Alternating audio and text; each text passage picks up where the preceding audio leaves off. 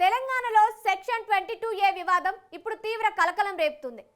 ప్రభుత్వ భూములను కాపాడాలన్న ఉద్దేశంతో తెచ్చిన ఈ చట్టం అధికారుల నిర్లక్ష్యం కారణంగా సామాన్యుల పాలిట శాపంగా మారింది. ఏళ్ల తరబడి కష్టపడి కొనుక్కున్న ప్రైవేట్ భూములు, అపార్ట్మెంట్లు కూడా రాత్రికి రాత్రే నిషేధిత జాబితాలో చేరడంతో లక్షలాది మంది ఆందోళన చెందుతున్నారు. ఈ వ్యవహారం అధికార కాంగ్రెస్ పార్టీని రాజకీయంగా ఉక్కిరిబిక్కిరి చేస్తుండగా ప్రతిపక్ష బీఆర్ఎస్ తీవ్ర స్థాయిలో విరుచుకుపడుతుంది. ఇంతకీ సెక్షన్ 22A నిషేధిత జాబితా నుంచి సామాన్యులకు విముక్తి లభించేనా? భూముల వివాదంతో చెలరేగిన ఈ రాజకీయ మంటలకు కాంగ్రెస్ ప్రభుత్వం ఎలా చెక్ పెట్టబోతుంది? Let's watch this story.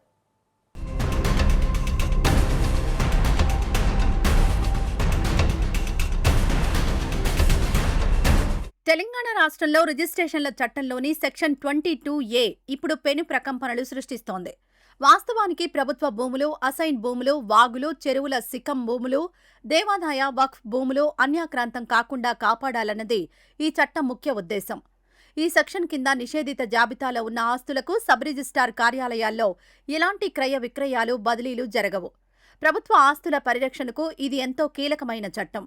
కానీ క్షేత్రస్థాయిలో అధికారులు అత్యుత్సాహం ప్రదర్శించారు. ఎలాంటి కనీస పరిశీలన చేయకుండా, సరైన వెరిఫికేషన్ లేకుండానే అనాలోచితంగా వ్యవహరించారు. ప్రభుత్వ భూములతో పాటు ఏళ్ల తరబడి ప్రజల అనుభవంలో ఉన్న వేలాది ఎకరాల ప్రైవేట్ పట్టా భూములను, అపార్ట్మెంట్లను కూడా పొరపాటున 22A జాబితాలో చేర్చేశారు. అధికారుల నిర్లక్ష్యం కారణంగా ఒక్కసారిగా రియల్ ఎస్టేట్ రంగానికి కేంద్ర బిందువైన హైదరాబాద్, రంగారెడ్డి, మేడ్చల్ లాంటి జిల్లాల్లో రిజిస్ట్రేషన్లు పూర్తిగా నిలిచిపోయాయి. ఏళ్ల తరబడి పన్నులు చెల్లిస్తున్న పక్కా ప్రైవేట్ ఆస్తులు కూడా ఒక్క రాత్రిలో నిషేధిత ఆస్తుల జాబితాలోకి వెళ్లడంతో ప్రజల పరిస్థితి అగమ్య గోచరంగా మారింది.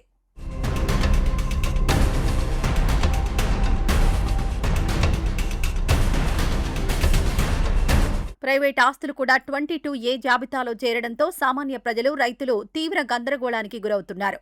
ముఖ్యంగా రియల్ ఎస్టేట్ లావాదేవీలు ఎక్కువగా జరిగే మేడ్చల్, మల్కాజ్గిరి లాంటి పట్టణ ప్రాంతాల్లో వందల సంఖ్యలో ఫిర్యాదులు వెల్లువెత్తుతున్నాయి.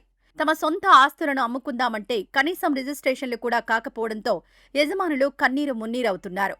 అత్యవసర వైద్య ఖర్చుల కోసం, ప్రాణాలు కాపాడుకోవడం కోసం భూములు అమ్ముకుందామంటే ఏమాత్రం సాధ్యపడ్డం లేదు. అలాగే ఆడపిల్లల పెళ్లిళ్ల కోసం, ఉన్నత చదువుల కోసం ఆస్తులు అమ్ముకునే పరిస్థితి లేక ఎంతో మంది మధ్యతరగతి కుటుంబాల వారు తీవ్ర ఇబ్బందులు పడుతున్నారు. వేలాది భవనాలు, భూముల క్రయ విక్రయాలు ఎక్కడికక్కడ నిలిచిపోవడంతో రాష్ట్ర వ్యాప్తంగా ఈ 22A భయం సామాన్యులను పట్టి పీడిస్తోంది. మరోవైపు ఆస్తుల అమ్మకాలు పూర్తిగా ఆగిపోవడంతో ప్రభుత్వ ఖజానాకు రావలసిన ఆదాయానికి కూడా భారీగా గండిపడింది.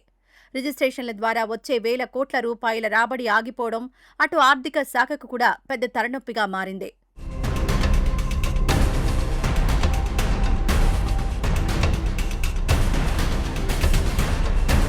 ఈ 22A వివాదం అధికారుల పొరపాటు స్థాయి నుంచి నెమ్మదిగా రాజకీయ రంగు పులుముకుంది. అధికార కాంగ్రెస్ ప్రభుత్వాన్ని ఈ వ్యవహారం రాజకీయంగా తీవ్ర ఇరుకున పెట్టింది. ఇదే అదునుగా భావించిన ప్రతిపక్ష బీఆర్ఎస్ నేతలు సర్కారుపై తీవ్ర స్థాయిలో విమర్శలు గుప్పిస్తున్నారు. రాష్ట్ర ప్రభుత్వం ఈ సెక్షన్ను అడ్డగోలుగా వాడుకుంటోందని వారు సంచలన ఆరోపణలు చేస్తున్నారు. కేవలం ప్రైవేటు వ్యక్తులకు చెందిన భూముల నుంచి అక్రమంగా సొమ్ములు వసూలు చేయడానికే ఉద్దేశపూర్వకంగా ఈ చట్టాన్ని తెరపైకి తెచ్చారని గులాబీ నేతలు తీవ్ర స్థాయిలో మండిపడుతున్నారు. తప్పుల తడకగా ఉన్న ఈ నిషేధిత జాబితాను వెంటనే రద్దు చేయాలని వారు బలంగా డిమాండ్ చేస్తున్నారు. అసలు ఈ 22A జాబితా వ్యవహారంపై ప్రభుత్వం తక్షణమే శ్వేతపత్రం విడుదల చేయాలని పట్టుబడుతున్నారు. సామాన్యుల పక్షాన నిలబడి బీఆర్ఎస్ నాయకులు వరుస దాడులు, ఆందోళనలు చేస్తూ ఉండడంతో కాంగ్రెస్ ప్రభుత్వం ఒకంత డిఫెన్స్లో పడక తప్పలేదు. ప్రజల్లో తీవ్ర వ్యతిరేకత వస్తూ ఉండడంతో అధికార పక్షం పూర్తిగా ఆత్మరక్షణలో పడింది.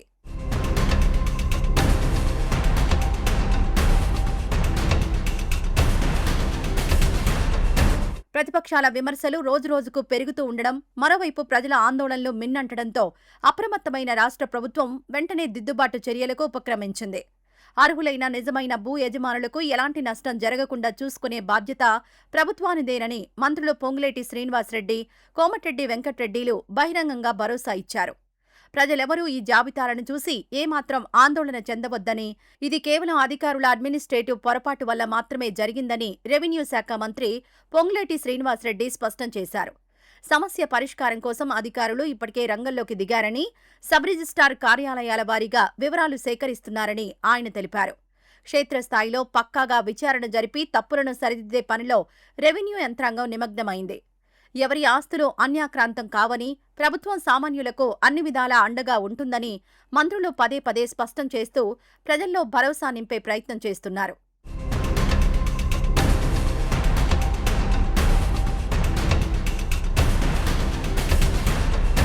ఈ సమస్యను శాశ్వతంగా పరిష్కరించేందుకు, భవిష్యత్తులో ఇలాంటి పొరపాట్లు జరగకుండా చూసేందుకు రాష్ట్ర ప్రభుత్వం ఒక ఉన్నత స్థాయి కమిటీని కూడా ప్రత్యేకంగా ఏర్పాటు చేసింది. తప్పుగా జాబితాలో చేర్చిన ఆస్తుల వివరాలను వీలైనంత త్వరగా పూర్తిగా ప్రక్షాళన చేయాలని అధికారులను ప్రభుత్వం కఠినంగా ఆదేశించింది. ఎవరి ఆస్తులైనా పొరపాటున 22A జాబితాలో పడితే వారు నేరుగా తమ పరిధిలోని రెవెన్యూ లేదంటే రిజిస్ట్రేషన్ కార్యాలయాల్లో దరఖాస్తు చేసుకోవాలని ప్రభుత్వం సూచించింది. ప్రజలు దరఖాస్తు చేసుకున్న 3 నుంచి 5 రోజుల్లోనే దీనిపై పూర్తి స్థాయిలో విచారణ జరిపి సమస్యను అక్కడికక్కడే పరిష్కరిస్తామని స్పష్టం చేసింది. అనవసరమైన జాప్యం లేకుండా, సామాన్యులకు ఎలాంటి ఇబ్బంది కలగకుండా ఈ ప్రక్రియను అత్యంత వేగంగా పూర్తి చేసి ప్రతిపక్షాల రాజకీయ విమర్శలకు చెక్ పెట్టాలని కాంగ్రెస్ సర్కార్ ముందుకు సాగుతోంది. త్వరలోనే రిజిస్ట్రేషన్ల ప్రక్రియను పూర్తిగా గాడిలో పెడతామని ప్రభుత్వం ప్రజలకు నమ్మకం కలిగిస్తోంది. మరి ఈ సమస్యను ఎంత త్వరగా పరిష్కరిస్తే కాంగ్రెస్ ప్రభుత్వానికి అంత మంచిది.